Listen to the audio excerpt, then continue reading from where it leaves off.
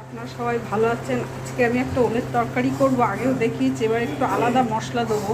এই আলু আছে, আর এই ওল আছে বড় বড় করে কাটা, আর এটা চাল কুমড়োর ডাঁটা পাতা আছে, পাতাগুলো নিচে রয়েছে। আর এতে দিয়েছি ধনে, জিরে, নুন, হলুদ, মিষ্টি মিষ্টি বলতে জ্যাগারি। আর এই পাউডারটা হচ্ছে সাবু আর চীনাবাদামের পাউডার আমি করে রাখি, এতে খেতেও স্বাদ হয় তরকারি, আর ঝোলটা ঘনও হয়। আর এতে সব দিয়ে দিয়েছি আমি।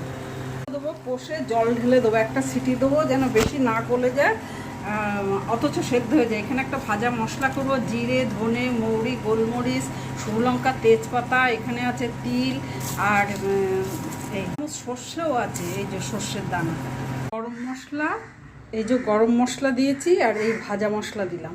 চাল কুমড়ো ডাঁটা শাক দিয়ে ওলের তরকারি করলাম, খেতে খুব ভালো হয়েছে। এতে একটু মিষ্টিও দিয়েছি।